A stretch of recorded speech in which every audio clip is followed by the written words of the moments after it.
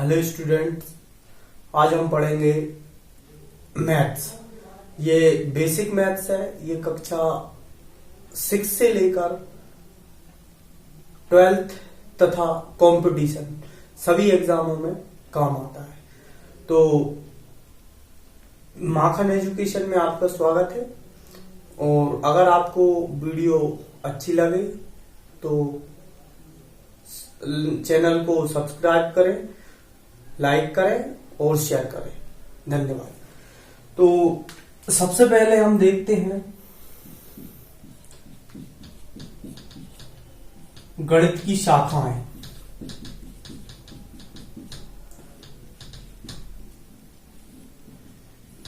गणित की शाखाएं। गणित को मुख्यतः 3 भागों में डिवाइड किया गया है।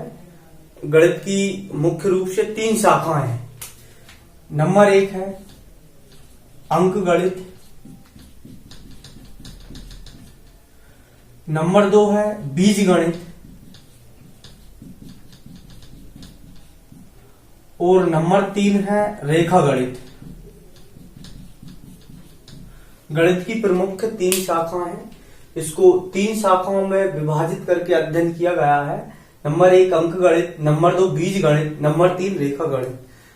इसमें अंक गणित का मीन्स है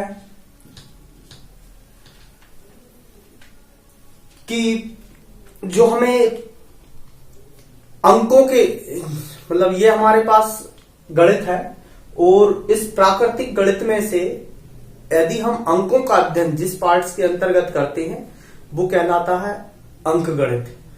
तो अंक गणित को हम इस प्रकार परिभाषित कर सकते हैं कि प्राकृतिक गणित की वह शाखा जिसके अंतर्गत अंकों का अध्ययन किया जाता है अंक गणित कहलाता है। तो जिसमें अंकों का अध्ययन किया जाए,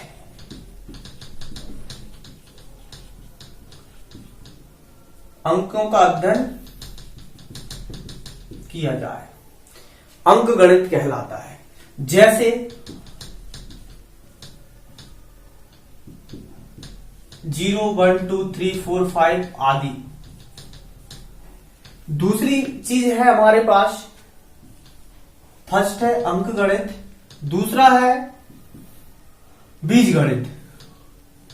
बीज गणित तो इसमें सभी सर्व समीकरण और बीजीय व्यंजकों का अध्ययन किया जाता है। तो इसको हम इस प्रकार परिभाषित कर सकते हैं कि प्राकृतिक गणित की वह शाखा जिसके अंतर्गत सर्व समीकरणों तथा बीजीय व्यंजकों का अध्ययन किया जाता है बीज गणित कहलाता है। जैसे सर्व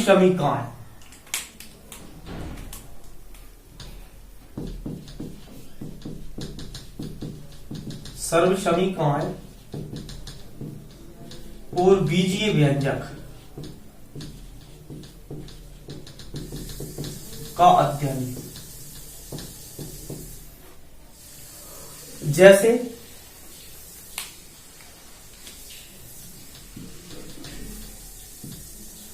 सूत्र, फॉर्मूले a+b का होल स्क्वायर, a-b का होल स्क्वायर, a² - b², ये a² + b² - 2ab, ये a+b और a-b आदि। इसके अंतर्गत सभी सर्व समीकरणों का अध्ययन किया जाता है। तीसरा है हमारा रेखा गणित। तीसरा है हमारे पास रेखा गणित। रेखा गणित को हम इस प्रकार परिभाषित कर सकते हैं कि प्राकृतिक गणित की वह शाखा जिसके अंतर्गत रेखाओं तथा आकृतियों का अध्ययन किया जाता है रेखा गणित कहलाता है। जैसे इसके अंतर्गत हम रेखाओं तथा आकृतियों का अध्ययन करते हैं। जैसे में रेखा, बिंदु, रेखाखंड, त्रिभुज, चतुर्भुज आदि। तो ये हमारी गणित की प्रमुख 3 शाखाएं हैं और इसके अंतर्गत हम अध्ययन करेंगे अंक गणित का। तो सबसे पहला टॉपिक है हमारा अंक गणित। अंक गणित को स्टार्ट करते हैं।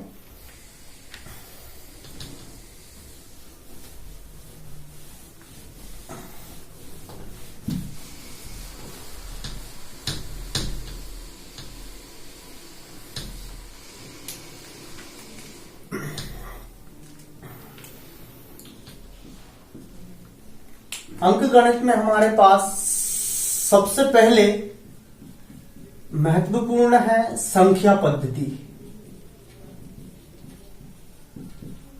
संख्या पद्धति, इसको नंबर सिस्टम कहते हैं। Number system.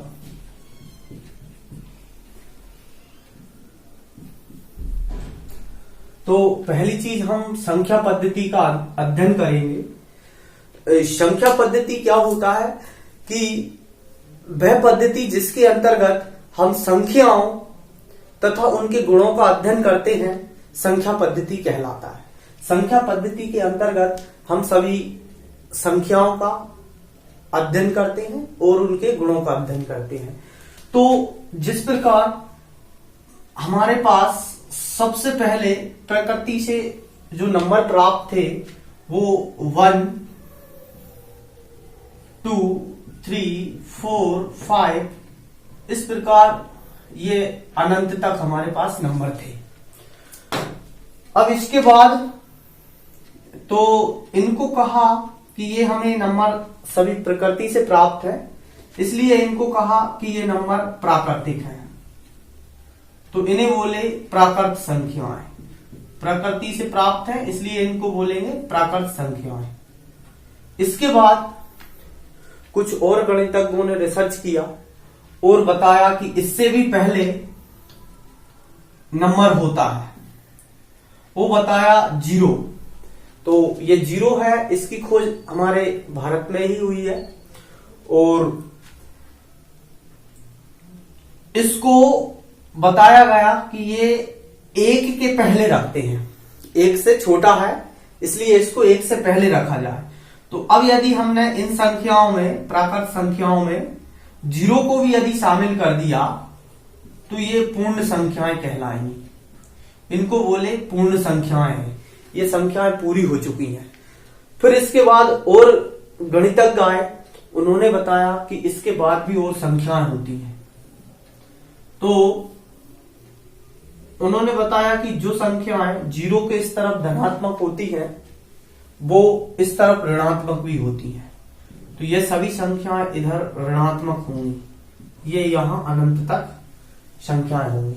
तो बोले ये क्या चीज है? बोले ये पूरी संख्याएं हो चुकी हैं, इनको हम पूर्णांक बोलेंगे।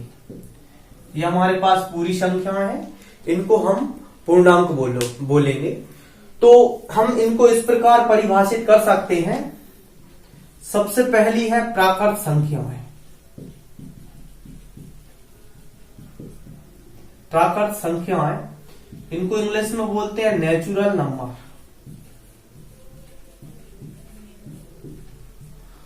तो सिंपल सी भाषा में यदि हम इसको परिभाषित करें, इसको हम इस प्रकार परिभाषित करेंगे कि वे संख्याएं जो 1 से प्रारंभ होती हैं और अनंत तक जाती हैं, प्राकृत संख्याएं कहलाती हैं। जैसे इन्हें हम कैपिटल N से दर्शा सकते हैं, 1, 2, 3, 4 डैश डैश डैश आदि। ये सभी संख्याएं क्या कहलाती हैं? प्राकृत संख्याएं कहलाती हैं। दूसरी है हमारे पास पूर्ण संख्याएं। पूर्ण संख्याएं, इनको इंग्लिश में बोलते हैं होल नंबर।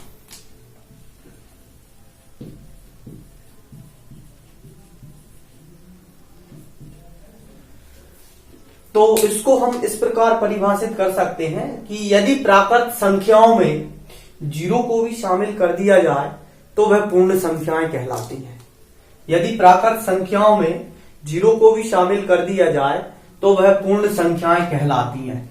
इसको हम W से दर्शाते हैं, जैसे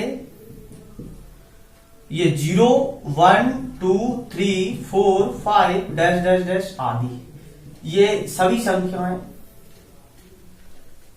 पूर्ण संख्याएं कहलाती हैं। या हम पूर्ण संख्याओं को एक और तरीके से परिभाषित कर सकते हैं कि वे संख्याएं जो 0 से प्रारंभ होती हैं और अनंत तक जाती हैं पूर्ण संख्याएं कहलाती हैं। तीसरा है हमारे पास पूर्णांक।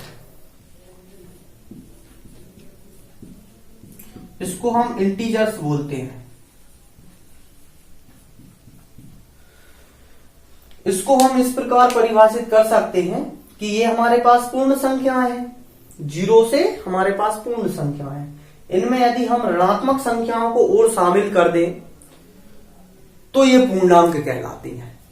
तो परिभाषा इस प्रकार बता सकते हैं कि यदि पूर्ण संख्याओं में ऋणात्मक संख्याओं को भी शामिल कर दिया जाए तो वह पूर्णांक कहलाते हैं। या हम दूसरे तरीके से इस प्रकार परिभाषित कर सकते हैं कि सभी धनात्मक और ऋणात्मक संख्याओं को पूर्णांक कहते हैं। जैसे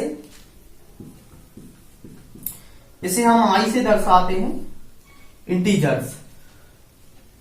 जैसे ये -इंफिनिटी से -3, -2, -1, 0, 1, 2, 3 डॉट डॉट डॉट इंफिनिटी तक, ये सभी संख्याएं हमारे पास पूर्णांक कहलाएंगी। अब इनको हमने और भागों में डिवाइड किया है। इन संख्याओं को, इस पद्धति को ही हम नंबर सिस्टम संख्या पद्धति कहते हैं। अब इन संख्याओं को गुणों के आधार पर अलग अलग वर्गीकृत किया गया है।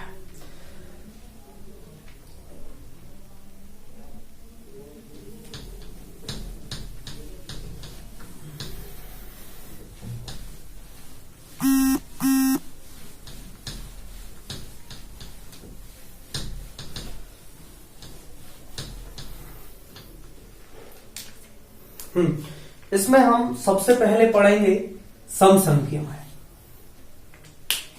सबसे पहले हम देखेंगे सम संख्याएं।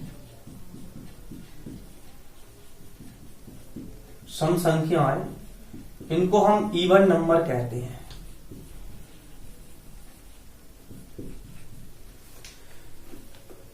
सिंपल सी परिभाषा देंगे कि वे संख्याएं जो 2 से विभाजित हो जाती हैं सम संख्याएं कहलाती हैं। वे संख्याएं जो 2 से विभाजित हो जाती हैं सम संख्याएं कहलाती हैं। जैसे 2, 4, 6, 8, 10 आदि, ये सभी संख्याएं सम संख्याएं कहलाती हैं। इसके जस्ट अपोजिट है विषम संख्याएं। इनको इंग्लिश में बोलेंगे ऑड नंबर।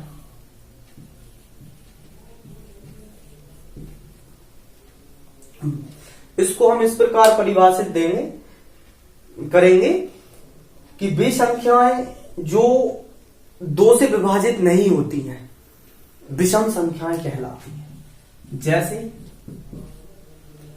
1, 3, 5, 7, 9 डैश डैश आदि। तीसरी है हमारे पास उदासीन संख्याएं। उदासीन संख्याएं, इनको इंग्लिश में हम कहते हैं न्यूट्रल नंबर। इसका मतलब है कि वे संख्याएं जो या तो स्वयं उदासीन हो जाएं या किसी अन्य संख्या को उदासीन कर दें, उदासीन संख्याएं कहलाती हैं। तो हम 0 और 1 को उदासीन संख्याएं कहते हैं। 0 और 1 को उदासीन संख्याएं,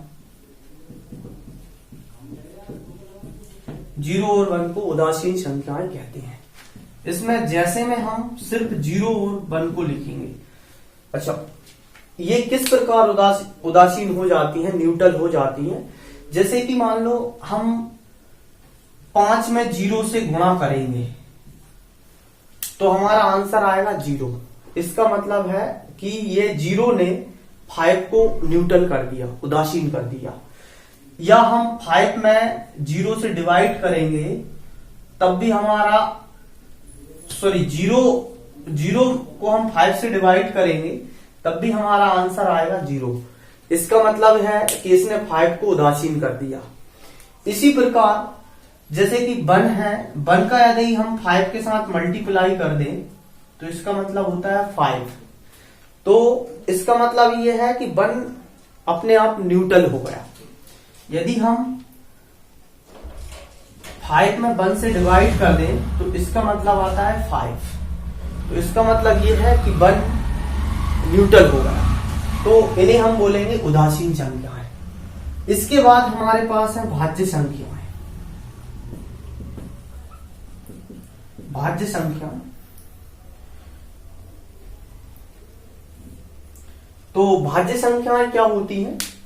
तो प्रत्येक संख्या 1 से और स्वयं से विभाजित हो जाती है। प्रत्येक संख्या 1 से और स्वयं से विभाजित हो जाती है। तो 1 और स्वयं के अलावा यदि कोई संख्या किसी अन्य संख्या से विभाजित होती है तो वह भाज्य संख्याएं कहलाती हैं। परिभाषा इस प्रकार दे सकते हैं कि वे संख्याएं जो 1 और स्वयं के अलावा किसी अन्य संख्या से विभाजित हो जाती हैं भाज्य संख्याएं कहलाती हैं। जैसे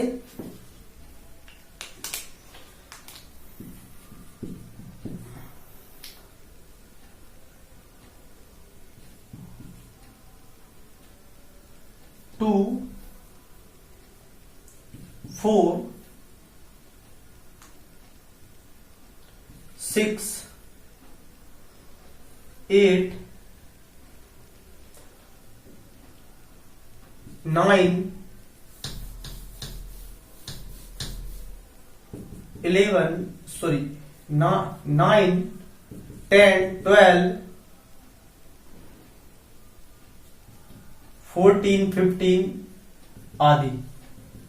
ये संख्या विषम है लेकिन ये भाज्य भी है। क्यों? क्योंकि ये इसमें 3 से भाग चला जाएगा। और 15 भी भाज्य संख्या है क्योंकि इसमें भी 3 से और 5 से भाग चला जाएगा। तो ये अन्य संख्याओं से विभाजित है, इसलिए ये क्या कहलाएंगी? भाज्य संख्याएं कहलाएंगी। अगला है अभाज्य संख्याएं।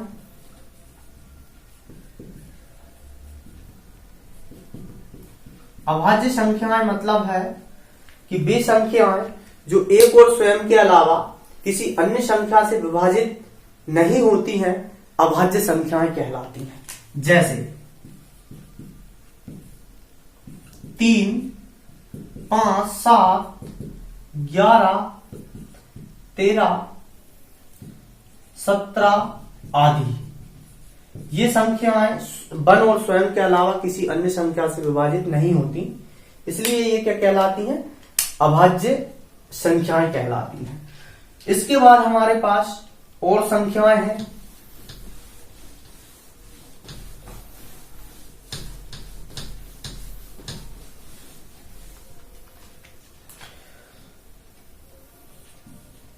परिमेय संख्याएं। परिमेय संख्याएं, इसको इंग्लिश में रेशनल नंबर कहते हैं। Rational number.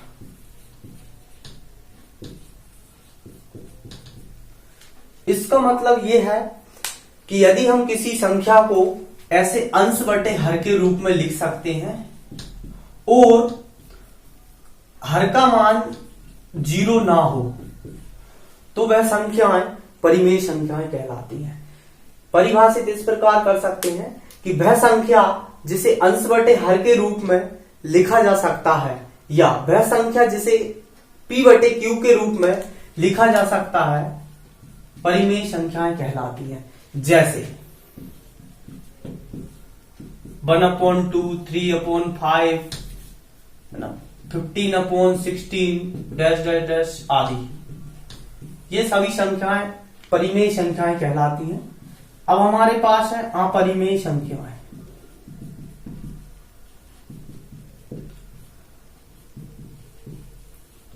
Irrational number.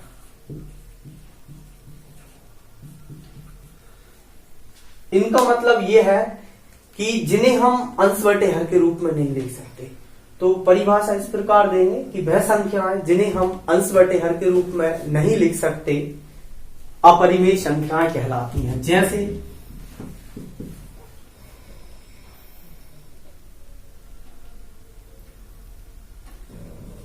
√3, √5, √7, √11 आदि ये सभी संख्याएं अंश बटे हर के रूप में नहीं लिख सकते और इन संख्याओं का वर्गमूल के बाद पेयर बन के हम बाहर भी नहीं निकाल सकते। तो ये सभी संख्याएं अपरिमेय संख्याएं कहलाती हैं। और इनके बाद है हमारे पास वास्तविक संख्याएं। वास्तविक संख्याएं इनको बोलते हैं रियल नंबर।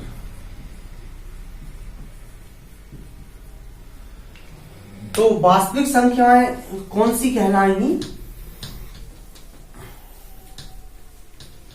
यदि हम सभी परिमेय और अपरिमेय संख्याओं को मिला दें,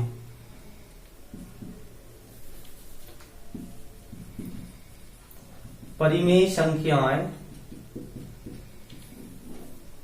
और अपरिमेय संख्याएं,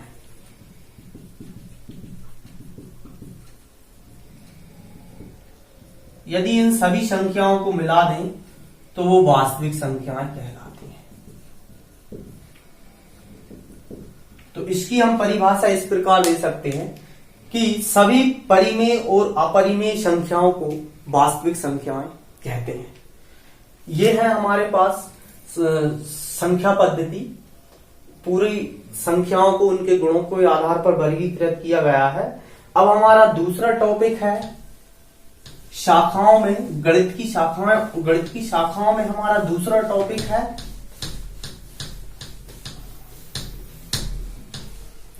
बीजगणित। तो इसके बाद हम अध्ययन करेंगे बीजगणित का।